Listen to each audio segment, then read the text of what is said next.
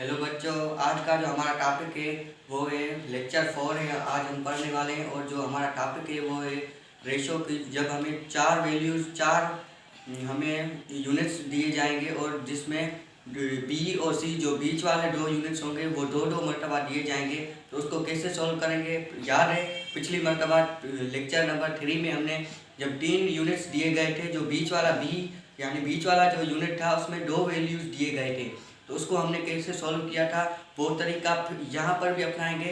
पहले एक एग्जाम्पल मैं लूँगा, फिर उसके साथ हम देखेंगे कि इसका क्या फार्मूला है। जब चार चार यूनिट्स दिए जाएंगे और जो बीच वाले बी और सी होंगे उन दोनों के दो दो वैल्यूज़ मिलेंगे, तो उसको कैसे सॉल्व करें और उन इस प्रॉब्लम से कैसे छुटकारा हासिल करें। आइए देखते हैं कि क्या फार्मूला है, क्या तरीका है इसको सॉल्व करने का।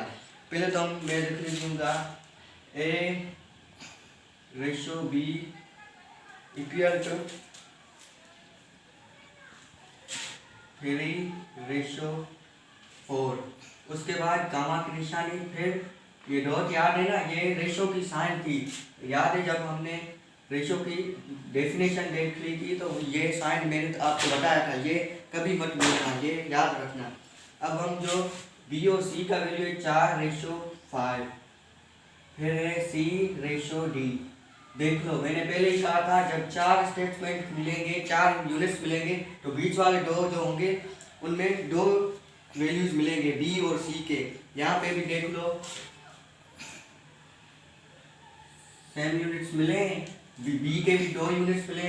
यहाँ देखो B का वैल्यू कितना है 4, यहाँ देखो B का वैल्यू कितना है 4, यहाँ पे C का वैल्यू देख लो 5 है, यहाँ पे C का वैल्यू देख लो 6 है। इस तरह से कैसे हल करें, पहले फिलहाल इसको छोड़ देना है, ये समझो ये है ही नहीं, इस तरीके को फोकस करना है और सारा उतारना है। जो यूनिट्स हैं उनके नाम पहले उतार देंगे, A रेशो B। याद है लेक्चर नंबर 3 वही फार्मूला पहले यूज करेंगे B का A की वैल्यू निकालने के लिए, फिर C के दो वैल्यू को सोल्व करेंगे। देख लो C रेशो B, फिर हम B रेशो C पे आएंगे, क्योंकि लेक्चर नंबर 3 में हमने समझा था जब तीन वैल्यू मिलेंगे जो बीच वाला होगा उनमें दो वैल्यू होंगे, तो ऐसे सॉल्व किया था, याद है कुछ। उसके बाद B और C का वैल्यू क्या है 4/5। अब इसको किस तरह से हल करेंगे, आपको याद है एरोज जो मैंने बताए थे, जो मैंने जब जहाँ कोई रिएक्शन, जहाँ यहाँ कोई दो चीज़ें आपस में मिलेंगी तो कोई नई चीज़ बनाएंगी, कोई नया प्रोडक्ट देंगी हमें, तो यहाँ पे ये तीर आपको याद है, आपको याद रखना चाहिए, क्योंकि जब रेशोज के हिसाब आएंगे, रेशोज के सम्स आएंगे, तो यही तो फार्मूला होगा रेशो किसी भी नंबर्स का निकालने का। जब आपको तीन यूनिट्स दिए जाएंगे और बीच वाला जो होगा उसके दो वैल्यू दिए जाएंगे। अब हम A का वैल्यू मालूम करेंगे, 3 चौक कितना हो गया 12 हो गया, तो A का वैल्यू निकल आया 12। फिर हम रेशो की सिंबल 2 डॉट यूज करते हैं, आपको याद होगा। फिर जो तीर है वो ऊपर की तरफ चला जाएगा, ये तीर याद रख लेना है, ऐसे ऐसे ऐसे। फिर देख लो 4 चौक कितना होगा 16 हो गया। फिर B का वैल्यू एक ही निकलेगा, यहाँ देखो B का वैल्यू दो मिले हुए थे, लेकिन हमने मिलके ही एक वैल्यू, एक प्रोडक्ट निकाला B का। फिर उसके बाद ये तीर यहाँ आएगा, ये याद है तरीका, लेक्चर नंबर 3 में मैंने बताया था। फिर उसके बाद रेशो की सिंबल यूज करेंगे, फिर 4 5 कितना हो गया 20 हो गया। तो इस तरह से C का भी वैल्यू निकल आया। जब A और B और C का वैल्यू, तीनों का वैल्यू निकल आया और C और D, C का अभी भी जो है दूसरा वैल्यू मौजूद है, तो अब उनको हम रखेंगे, यहाँ पे हम रेशो की सिंबल यूज के यहाँ पे D रखेंगे। फिर हम रखेंगे C का दूसरा वाला वैल्यू, दूसरा वैल्यू क्या है, C का दूसरा वैल्यू है 6 और D का वैल्यू कितना है, D का वैल्यू है 14। जब A ratio B ratio C ratio D और C जो है उनके दो वैल्यूज मिले हुए हैं, तो उनको कैसे सॉल्व करें, ये तरीका न्यू है, क्योंकि ये तो लेक्चर नंबर 3 में हमने आपको बताया था तो कैसे इसको सॉल्व करते हैं। अब ये जो फार्मूला है ये फिर से याद कर लो, ये तो आपको याद होगा ही होगा, ये अब याद कर लीजिए, क्योंकि ये जब चार यूनिट्स आपको दिए जाएंगे और B और C के दो वैल्यूज मिलेंगे, तो उनको कैसे सॉल्व करेंगे ये एरोज याद रखिए। जो A का वैल्यू होगा वो C के दूसरे वाले वैल्यू से टकराएगा, और टकराएगा तो जाहिर बात है हमें प्रोडक्ट, कुछ ना कुछ प्रोडक्ट मिलेगा। जब इस A का वैल्यू B सी के दूसरे वैल्यू से टकराएगा, क्योंकि बी का तो वैल्यू एक ही है, दूसरा हमने खत्म कर दिया था, याद है। फिर 12 छिका कितना हो गया, ये हो गया 72। उसके बाद हम बी का एक ही वैल्यू है, वो कैसे निकालेंगे, इनको हम करेंगे बी के वैल्यू को भी सी के दूसरे वैल्यू से टकराएंगे, क्योंकि मल्टीप्लाई करेंगे तो हमें प्रोडक्ट मिलेगा। बी का जो रियल वैल्यू होगा वो हम फिर हमें मिलेगा। 600 कितने हो गया, ये हो गया 96।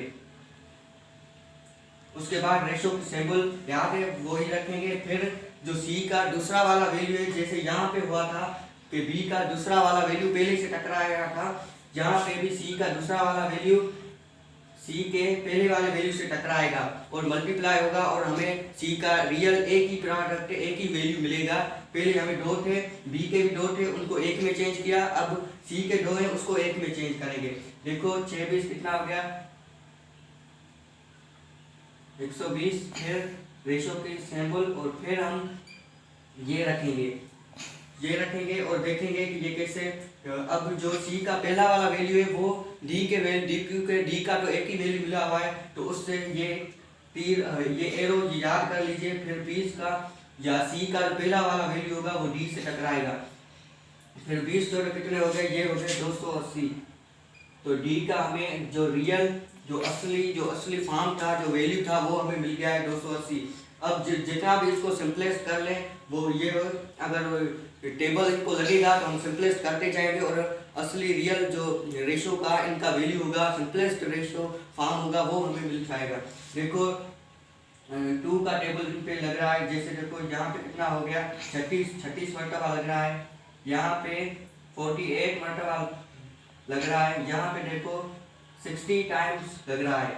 और अब हम आएंगे 280 पे, जाहिर बात है 140 टाइम्स 2 का टेबल यहाँ पे लगेगा। अभी भी जो ये 2 का टेबल लग रहा है, देखो कैसे, यहाँ पे जो लगेगा कितनी मरतबा लगेगा, 18 मरतबा, यहाँ पे 24 मरतबा, यहाँ पे 30 मरतबा, और यहाँ पे 70 टाइम्स। अब ये हमारा आ गया। अब इनके बाद भी देखेंगे, यहाँ पे मैं यहाँ कर देता हूँ, क्योंकि ये सिंपलेस्ट फॉर्म हमें अभी भी नहीं मिली, क्योंकि 2 का जो टेबल है ये इनसे डिवाइड हो रहा है, इसलिए हम इनको और सिंपलेस्ट फॉर्म मिलाएंगे। जैसे देखो यहाँ पे हम लिख देते हैं ए रेशो बी रेशो सी रेशो डी, और अब हम इनको यहाँ पे उतार देते हैं। देखो इनके कितनी मरतबा लगेगा, 9 मरतबा, ए का वैल्यू कितना आ गया 9, इनको कितनी मरतबा लगेगा 12 मरतबा, बी का वैल्यू आ गया 12, इसको कितनी मरतबा लगेगा 15 आ गया। अब देखो 70 पे कितनी मरतबा लगेगा 35 ये आ गया।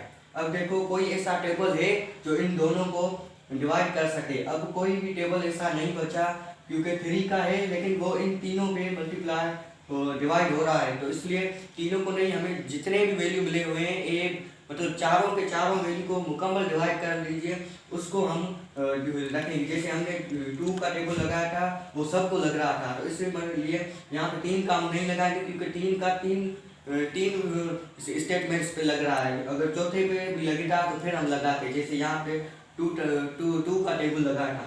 अब 5 का देखो, 5 का किस पे लग रहा है, इन दोनों पे लग रहा है, इन दोनों पे लग रहा है, इन दोनों को नहीं लग रहा। तो ये बात हो गई कि 2 को लगे 3 को लगे, लेकिन जब तक वो सारे के सारे पे नहीं लगेगा उनका हम डिवाइड उनको हम सिंपलेस्ट नहीं आएंगे। और यहाँ पे देखो ये हमें अंश मिल गया, ये सिंपलेस्ट फॉर्म है इनका, यही फार्मूला है, यही तरीका है। जब भी आपको कोई चार वैल्यूज दिए गए हों और उनपे बी और सी की वैल्यू 2 मरतबा आई हो, तो उनको कैसे सॉल्व करेंगे, इस तरीके से सॉल्व करेंगे और आपका सिंपलेस्ट फॉर्म रेशो वाला फॉर्म आ जाएगा।